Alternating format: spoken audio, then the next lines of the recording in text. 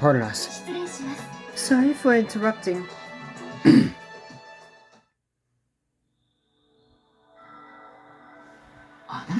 Well, look who the cat dragged in.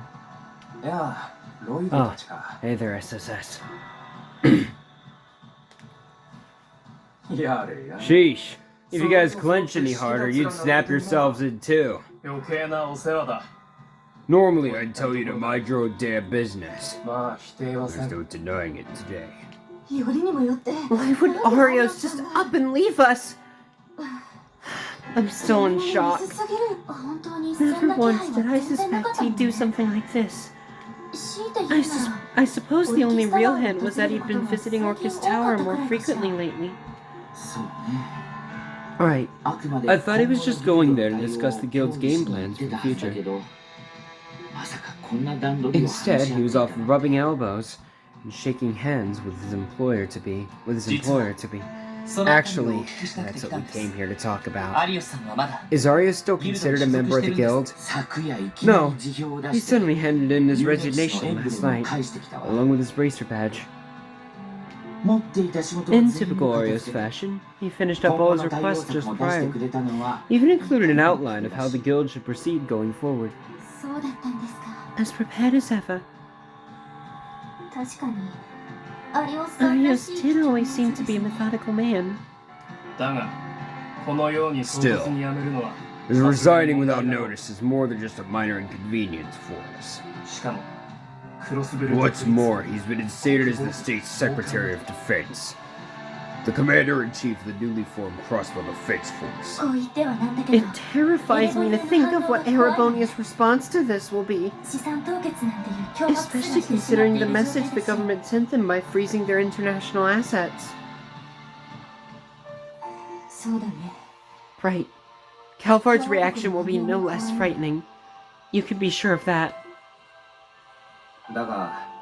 Still, it's not like I don't understand the way Arios feels about all of this. Scott? What's that supposed to mean? Well, Crossbell and blood runs through my veins, just like his. Those inexplicable incidents mentioned in the address used to happen several times a year. That much is for a fact. I don't know what the truth is, but deep down, every citizen in the state suspects the Empire of the Republic is behind them. Well, to be fair, there haven't been any accidents like that in some time. I think the last was 5 years ago, the one Shizuku and Saya, Mario's wife, were caught up in. By accident? Do you mean the truck explosion from half a decade ago? The prevailing theory is that the orbital engine malfunctioned, igniting flammable cargo on board. But it never did sit right. As a result of the accident, poor Saya lost her life, and little Shizuku her sight. So that's how it happened, huh? I have heard small portions of the story already, but the entirety of it is hard to take in. That must be why Arios quit the CPD and took up the supporting gauntlet. I've come to know Arios quite well since he joined the guild, and yet he never mentioned a word about the incident. It must have been weighing on him all these years. Taking that into account, I can see why he accepted such an important position.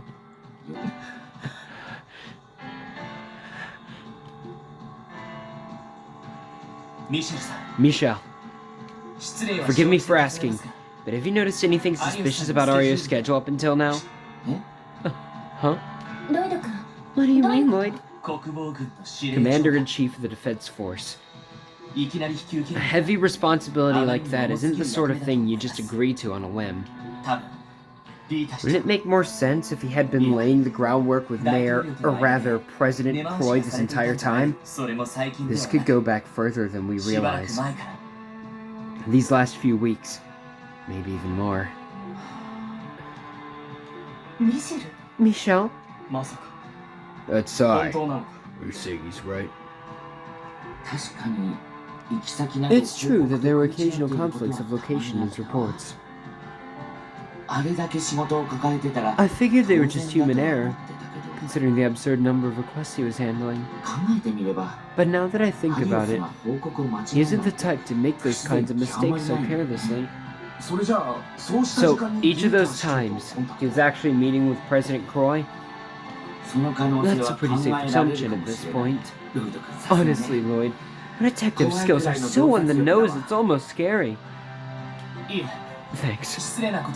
Though, I'm sorry if I'm putting Arios in a bad light here. But while I'm at it, I may as well ask you another point-blank question. It's about the discrepancies between Arios' schedule and the locations he reported. Do you remember any instances of that from more than half a year ago? Why that far back specifically? Wouldn't that be even earlier than when Mr. Croy became mayor? Well, I doubt my memory is that good, but... Oh, you know, there was this one time... When exactly? It was the final day of the anniversary festival. He was supposed to travel to Rim of Fury on official guild business. But he suddenly cancelled at the last second, and he didn't even bother to notify us. Really? I pressed him on the issue once I finally caught wind of it, but all he told me was that he's been too busy to make a report. Why do you ask, though? Do you think it could be related? I don't know about that. The anniversary festival is probably the busiest time of year for us. It would be perfectly understandable to overlook a single report. The last day of the anniversary festival. That was the day of the auction. You think the two are connected? I don't know yet, but my gut is telling me they are. We've been so busy that we've let too many fine details pass us by. Sorry, I have to take this. Crossbow Police Department, Special Support Huh? Don't you mean Crossbow Defense Force Special Support Section? Is this who I think it is? Who could the mystery man on the phone possibly be? Guess right, and you could win yourself our grand prize! A shiny, brand new... I've had enough of your pointless shenanigans. What are you doing back in Crossbow? Ah, don't be like that. I thought we were pals. I know things have been going off the rails, but you can spare some time to chat in person, can't you? I'm sure it'll be worth your time. Fine. Where do you want to meet? How about Crimson & Co., aka the former Ravachi compound. Let's rendezvous at the Don's old office. The basement, then. Got it. See you there, buddy. Was that Sal? Has he come out of hiding? He did contact us last time, after Randy went missing. Wait, seriously?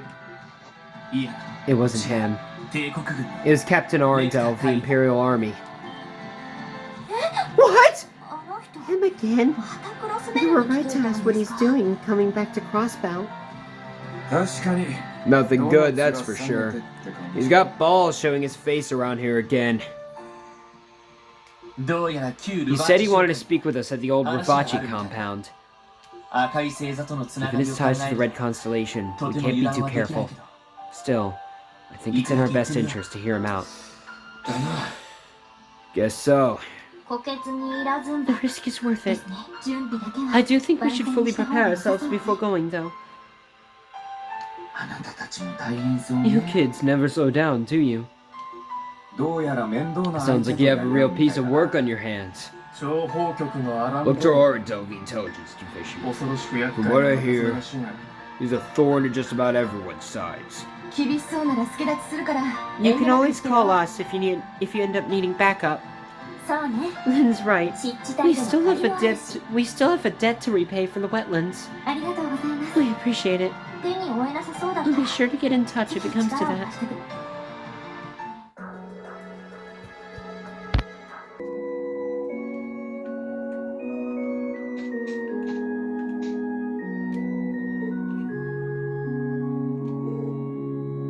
Mr. Nielsen.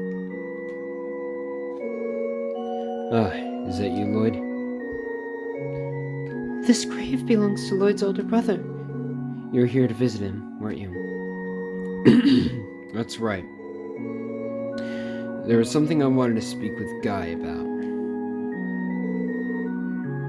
You wanted to talk to my brother? Yes. I wish to tell him about the raid, the Declaration of Independence, and President Croy's speech. The people of Crossbell are all facing in a singular direction, irrespective of their own personal emotions. It is for that reason that I am opting to go against the grain and ponder the darkness of the past instead. Darkness of the past? Do you mean... Yes, I do. I'm referring to the murder of your older brother, Detective Guy Bannings. I beg your pardon? Guy's death? Where is this coming from? And why now? Are you saying there's never been a more perfect time? What exactly is it that you know, Mr. Nielsen? Lloyd. Special Support Section. If you wouldn't mind, I'd like for us to head elsewhere so we can review that case together. How does that sound?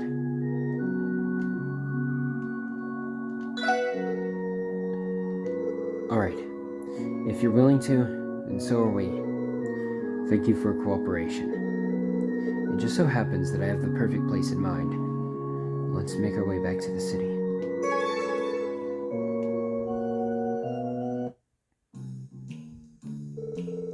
Out of curiosity, Mr. Nielsen, why come to Garante specifically?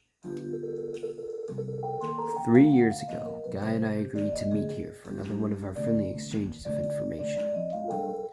It was shortly before that meeting when I learned of his death.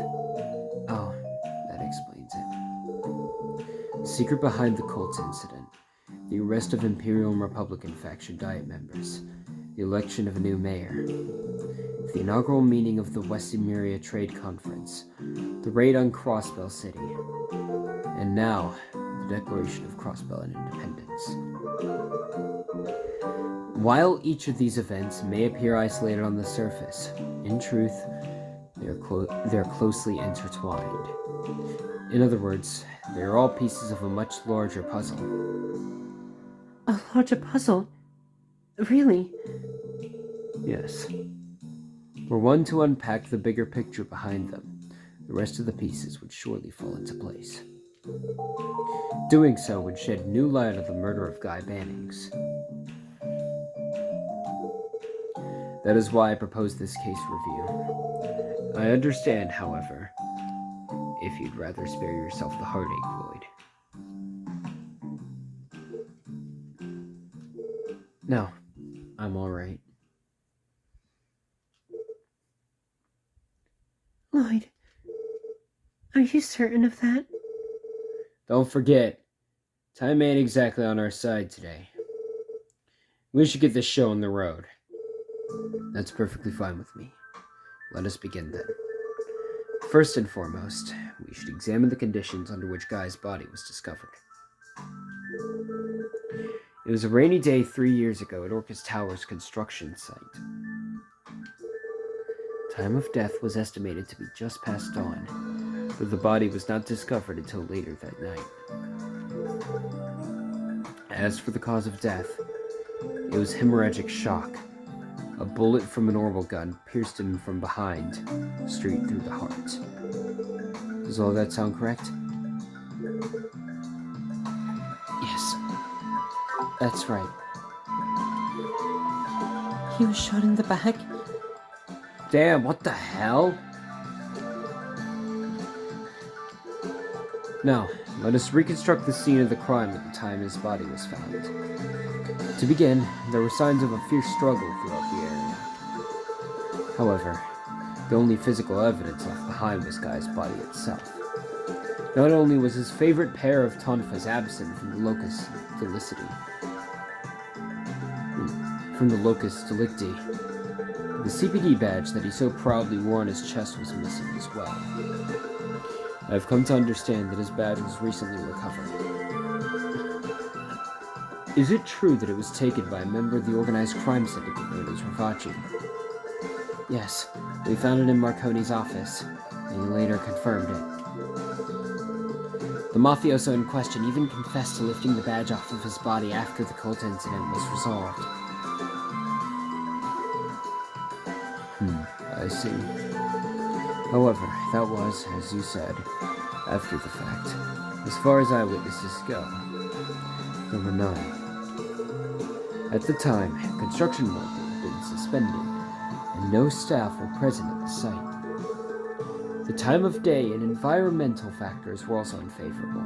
It was the break of dawn in the midst of a blustery thunderstorm. Because of that, there was no reason for anyone to approach the scene, much less witness the actual murder. To make matters worse, Guy never informed anyone of where he was heading prior to the incident. And that is where my trail goes cold. What you just heard is the entirety of what I've managed to gather these past 3 years. That is, unless you have anything to add, Lloyd. No, I don't think so. You covered everything I knew, too. Mr. Nielsen's penchant for gathering information never ceases to amaze. Yes, though in this case, it would seem Guy was not just a source to him, but a dear friend as well. That may explain why he has such a vested interest in a cold case like this. Very well. Why don't we move on to the case review, then? If we're to unravel this mystery, we must first carefully consider our potential culprits. The obvious place to start would be to go over the most likely suspects, namely Ravachi and the DG cult. Do you believe that either of them might be the perpetrator, Lloyd?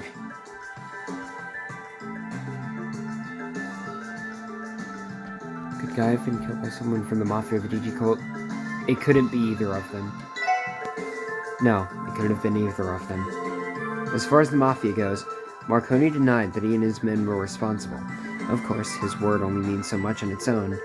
But Joaquin told us that although he arranged for Ravachi to kill my brother, they failed. Garcia Rossi admitted it to him when Marconi tried to take credit. There's also no evidence that any of their subordinates went behind their backs to carry out a hit. Not only that, but Guy was also already investigating both the Mafia and Joaquin. His defenses were up. He would have never put himself in a position where either of them could make an attempt on his life. I just can't fathom that being the case. Gotta agree, chances are slim. Everything we've come to learn about the dude says he wasn't just ballsy, he was a damn good detective too. That he was. I could never believe for a second that he died fighting the Mafia or the cult. I feel just the same way myself. The elements of this case would appear to point elsewhere. The theory may have held water prior to the cult incident, but at this point, we could safely rule out both Ravachi and the cult. So let's move down the list. Could he have been assassinated on behalf of one of the two major powers? By a diet member from the Imperial Republican faction, say, or one of the government officials they align with, or perhaps a foreign intelligence officer. Do you think it possible that Guy's killer might fit into any of those categories? It's impossible to say. Is it really that indeterminable? I wouldn't say that's the case. Come on, Lloyd Bannings, think.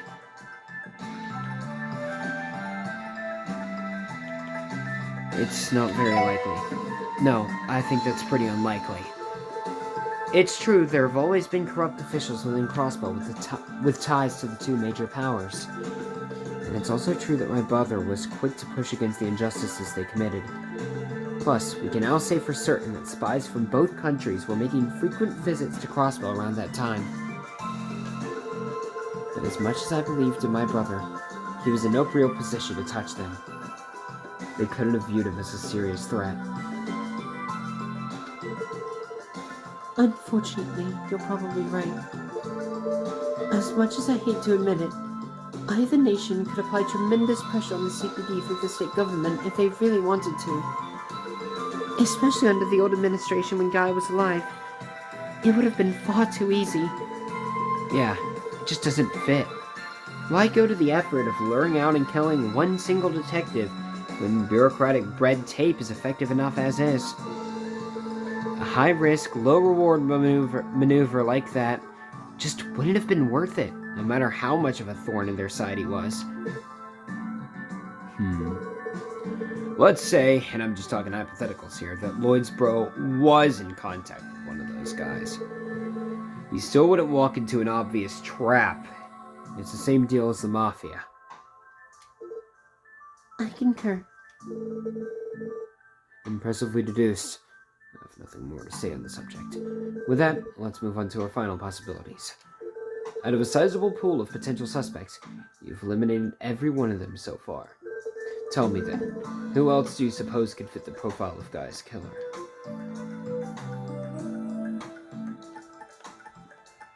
A personal acquaintance.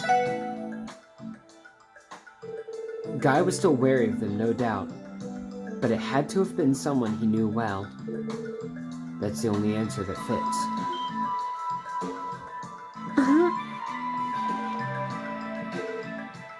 You serious? And what brings you to that conclusion? Well, first of all, Guy never revealed to anyone where he was going beforehand. That leads me to believe that he was confident in his ability to handle the situation alone. The only reason he would feel that way is if he were meeting someone he knew personally. That's true. Whether Guy was asked to go there, whether the meeting was his idea is impossible to say. But consider where they met. An empty construction site. Clearly, whatever they planned to discuss was important. They didn't want anybody to hear what they were talking about. It's possible the conversation went sideways, that it broke down to the point of no return. Maybe that's why the killer took his life. And what conversation would that be? Honestly, I don't have the slightest clue. But whatever it was, it cost him his life. And that means it was grave enough to silence him over. I don't use this word lightly, but it might have been linked to a deep conspiracy of some kind. A conspiracy? When we began this review, you said that unpacking the bigger picture could shed new light on this case. At that moment, I felt like something clicked in the back of my mind. Did you know? I can't get past the idea that my brother was closing in on some kind of secret plot. A plot concocted by somebody connected to the DG cult, the Mafia, the Empire, and the Republic, yet also separate from them. Whoever it was, they couldn't allow Guy to interfere. And chances are, that conspiracy is still alive and well to this day. Doesn't that sound like the most logical explanation? Connected, yet also separate? And you say this conspiracy is still ongoing? It's hard to draw any other conclusion. The killer is still at large after all. That fact alone is enough to tell me that whatever they killed Guy over is a long ways from settled.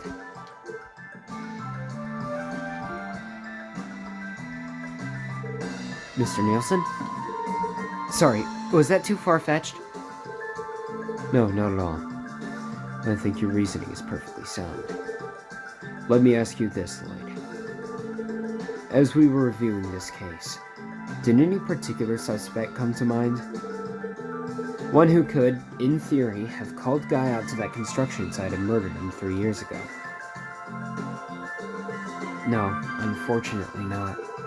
To his credit, Guy was popular. Even if we narrow it down to those he knew personally, that's still a lot of people. There are also two other key details. His back was turned when it happened, and his tonfas were removed from the scene afterward. I suspect that both of those facts are vital to figuring out what really happened that day. Then again, if that evidence alone was enough to identify the killer, the 1st Division would have solved this case 3 years ago. That's a fair assessment. Unfortunately, not every clue has been revealed, and so the culprit cannot yet be identified. However, I do think one thing has made itself very clear. The only person who could uncover those final missing pieces and solve this puzzle is you, Lloyd. Mr. Nielsen. Right. And I intend to do just that. Glad to hear it. It's strange. I suddenly feel as though I've made good on my promise to share intel with Guy here 3 years ago. I owe you all my deepest gratitude for indulging me with this review session. Not at all. If anything, we should be the ones thanking you for this. You're too kind. Now, if you'll excuse me, I greatly anticipate hearing about your future exploits, SSS.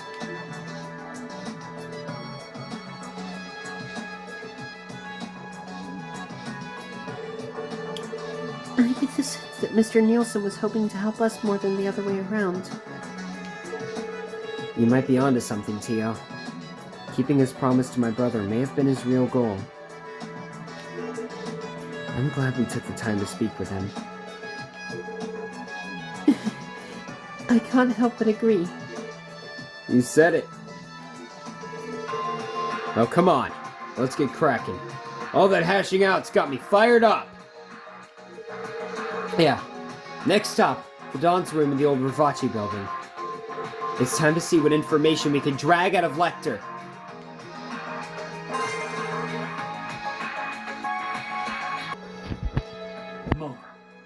There's no one posted here anymore. I imagine the department had the foresight to lock up the building before they left. In other words, favorite fly on the wall probably picked the lock when he got here.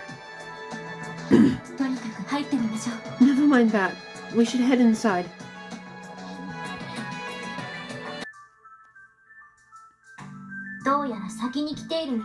He should be further ahead. Watch your step. It's time to find out what this is all about.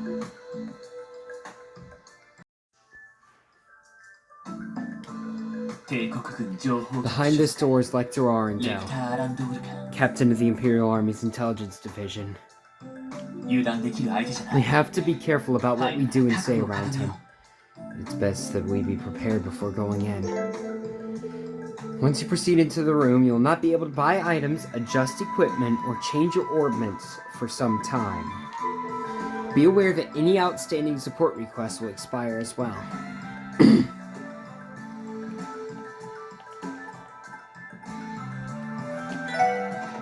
Let's go.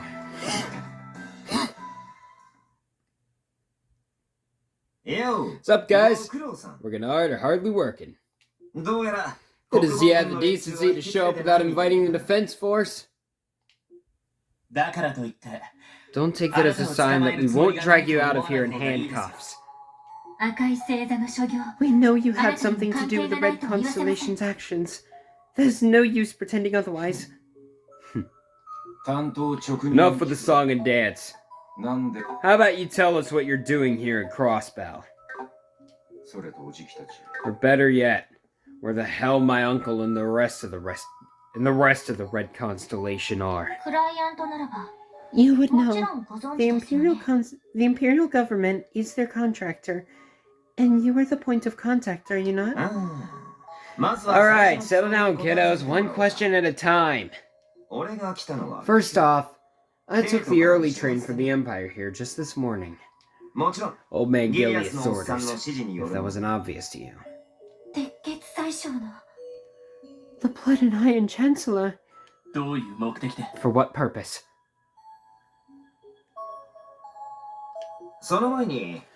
Well, before I get into all that, there's a little nugget of info I think you guys would rather know first. The Imperial Army is planning to invade Crossbell this afternoon.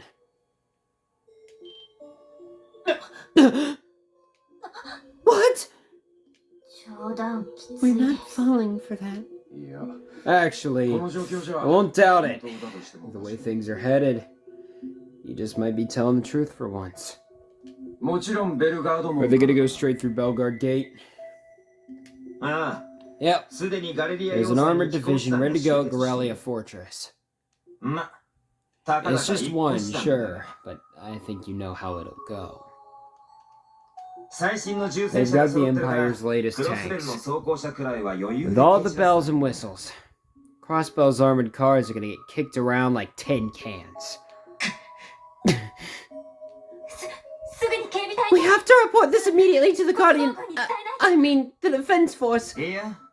No point. It's not like they don't already know. We sent an official notice to the state government about this a while ago. But good old Dieter decided to keep her assets hostage at the IBC anyway. And then he went and crowned himself Prez. It's like, how stupid can you be? They couldn't possibly stop an invasion from the Imperial Army. Or can they? That's why I'm here in Crossbell. Hey, any of you seeing Dieter's game here? What good is appointing Arius as Commander-in-Chief of the Defense Force gonna do against those guys? I'm not sure. Arius is the strongest swordsman we know, but he's still just one man. Even he couldn't match up to a tank. Could it be that they have some kind of trump card up their sleeve? Perhaps they reached some sort of compromise with the Republic to keep the Imperial Army in check. If that were the case, the President wouldn't have been so critical of them in his address. He must be planning to confront Calvard as well. That's exactly right.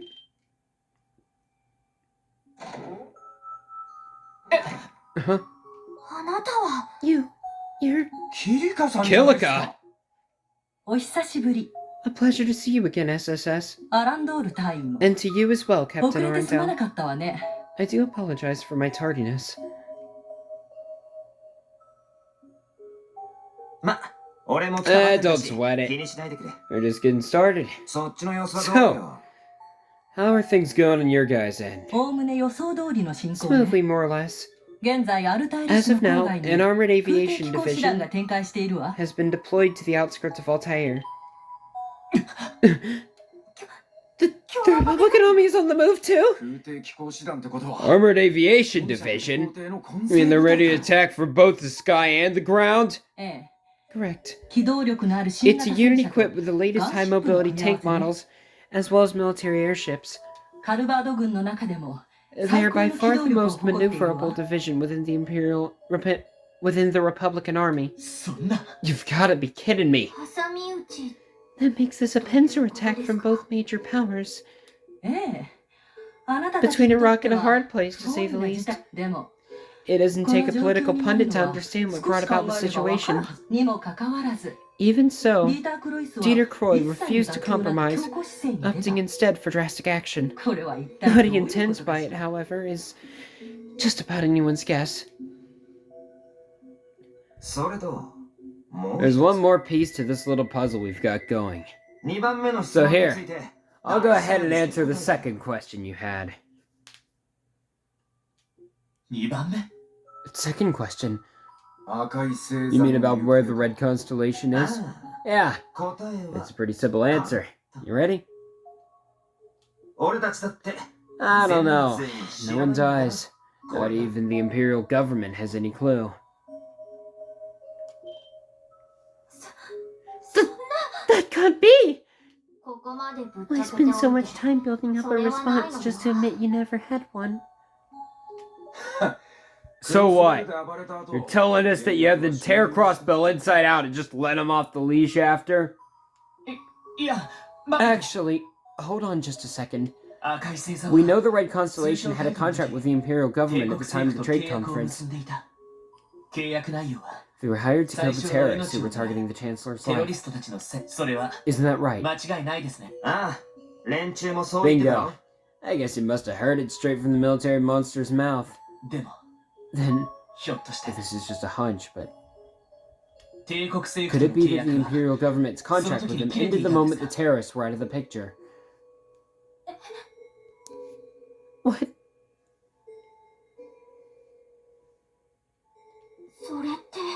That would mean... I don't like where this is going. Not gonna lie, Lloyd. That detective's nose of yours will be pretty useful in my line of work. If only you were a bit rough around the edges. Then, was I right? Yeah. Nail on the head. The Imperial government hasn't had any contact with the Red Constellation since the trade conference. I thought it was pretty weird they didn't pack up and leave Crossbow as soon as our contract was over. Even I was shocked they decided to paint the town red the way they did. No way. Then why would Uncle Sigmund or the others pull something like that? Could they have signed a new contract? With the society, perhaps? Yeah. I find that unlikely. During the Liberal incident, the society had a fleet of foot soldiers they referred to as enhanced Jaegers. If they were to launch a full-scale attack on Crossbell, I'm certain they would have used what is already at their disposal. That makes more sense. In other words, there would be no need for them to outsource the job to another corps. Then let's just narrow down the list of suspects.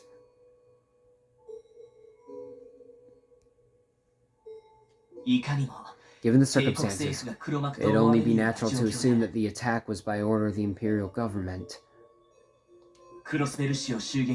Which is a misconception our guilty party stands to benefit from. Moreover, they would also need the funds to enter a long-term contract with one of the highest-ranking corps on the continent.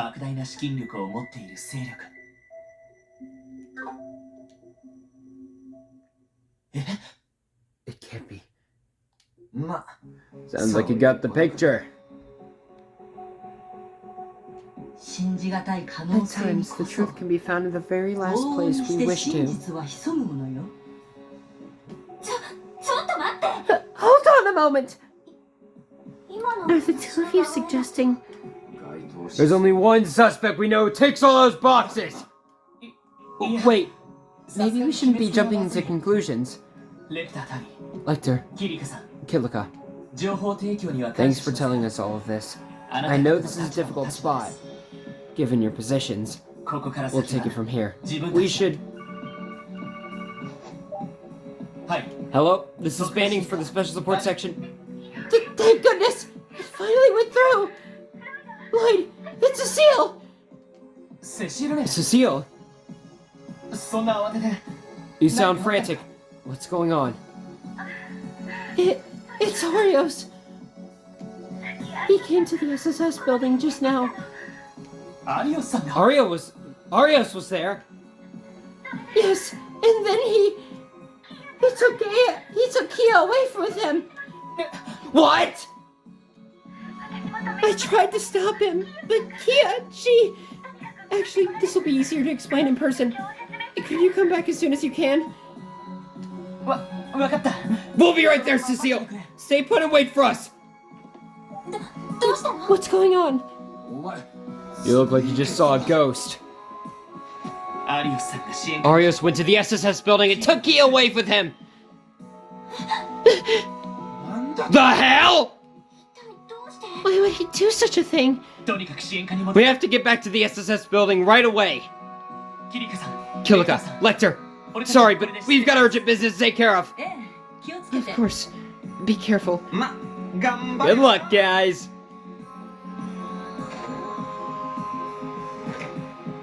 I guess that little ankle biter really was the key to everything.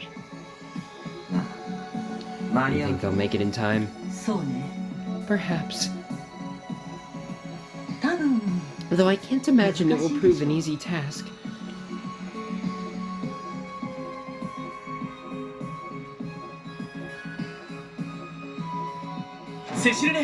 Cecile! Lloyd! Tell us what happened to Kia! You said she was taken by Arios? It's true. Arios came by all dressed up in his new white uniform. He said that he'd come to pick her up and she just nodded. You're kidding. You mean Kido went with him willingly? That's the way it seemed to me. I thought it was strange that she would leave without letting any of you know, so I tried to stop her. But Kia told me that it was fine. Zaid was agitated, but Kia's words seemed to calm him down. Speaking of Zaid, he doesn't seem to be around. He wandered off on his own after those two left. I assume he was trying to follow them, but I couldn't say for sure. What in the world is happening? It couldn't be that she had plans with Shizuku today. I thought that might have been the case, but it didn't appear to be. From what Ario said, it seemed as if they were headed to Michelin. Michelin? Yes, he mentioned having a boat prepared. Where else could their destination be if not the resort? Michelin has been on lockdown for the last few days. Why would he choose to take her there of all places? Damn! Something's definitely off. We should follow them, Lloyd. Yeah, we have to secure a boat for ourselves. Sorry, Cecile, but could you look after the place a bit longer? We're gonna go chase them down. Of course. Be careful out there. I didn't like the look on Kia and Ario's faces. They seem so solemn. Whatever it is they're doing, it must be something gravely serious. Noted. We have to find them and get to the bottom of this!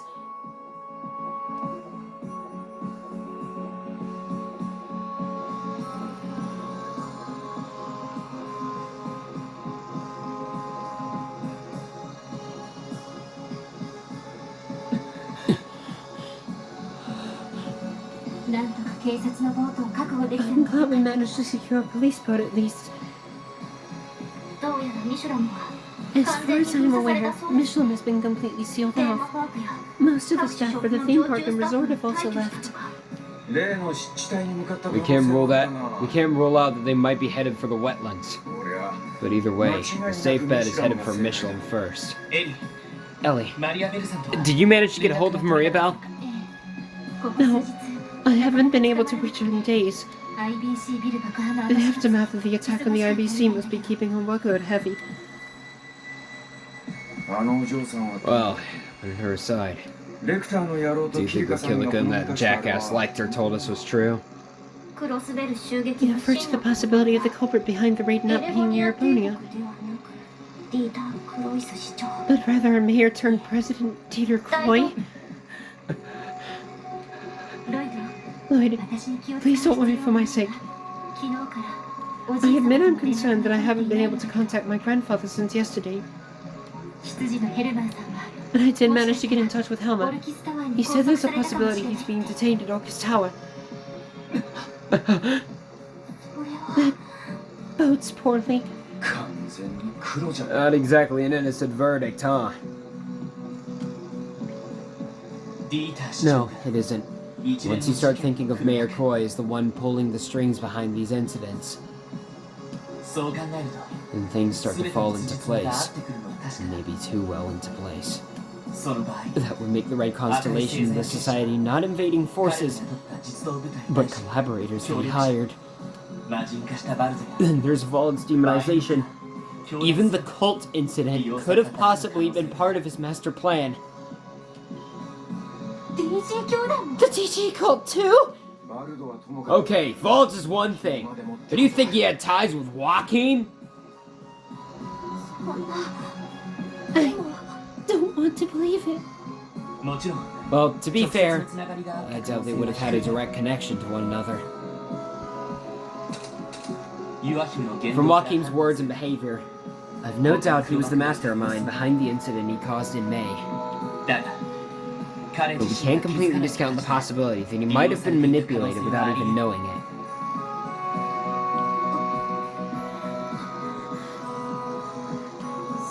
The mystery of who moved Kia from the Sunfoot was never solved either.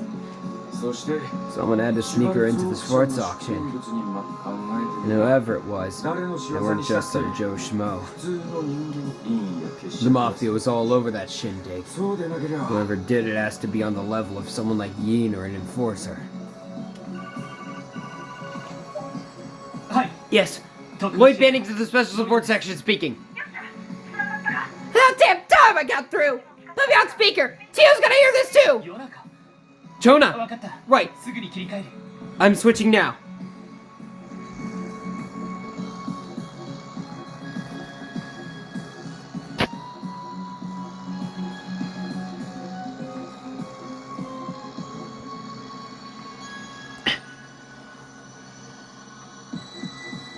Oh, that's why.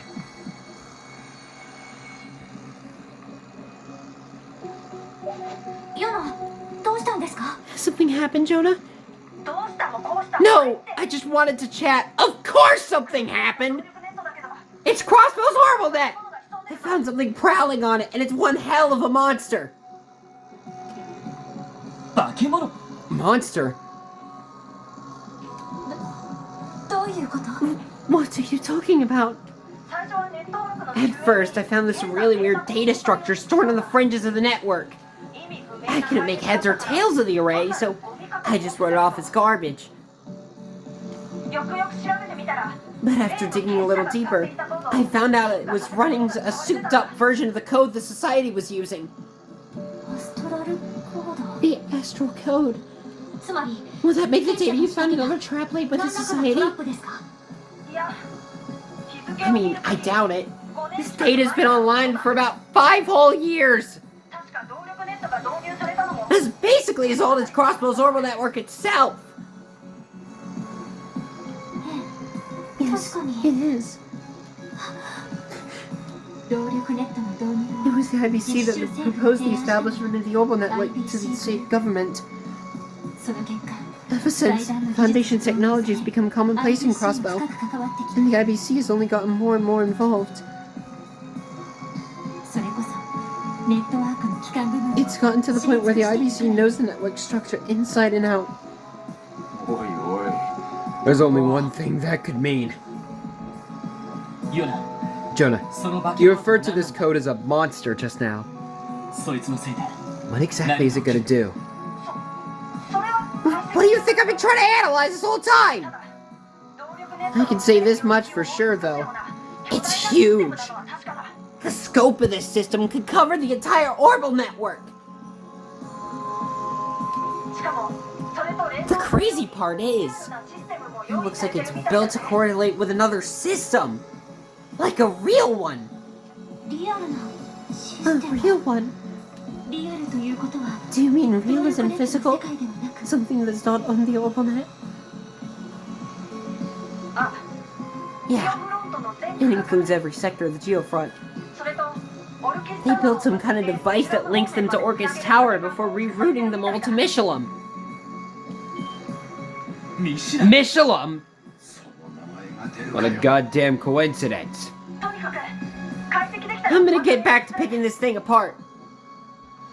I'll call you when I know more. I don't know what you guys are up to, but you better watch each other's backs. Got it? I know they call it network for a reason. This is like having a damn spider web under the city. It's hard to say what such a large-scale system could possibly be for. But there's only one person I can think of outside the foundation of the Society capable of creating it.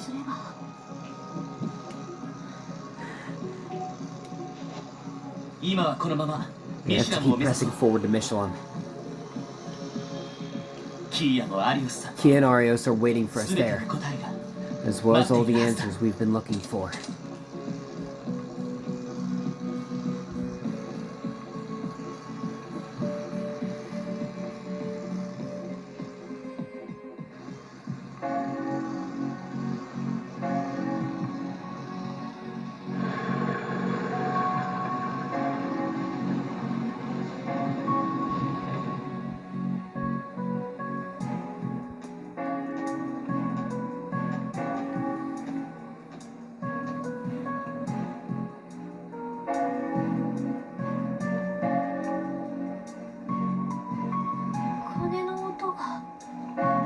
The bell tolls. Is it the one at the top of the Castle of Mirrors? Yes, I believe so. Check out the water, too. It's got this kind of weird shimmer to it. You know what's going on, Teotot? The spiritual energy in the atmosphere is rising. It appears to be emanating from the direction of the theme park. Just like the bell. I'm willing to bet that's where we'll find Arios and Kia. Right, let's go!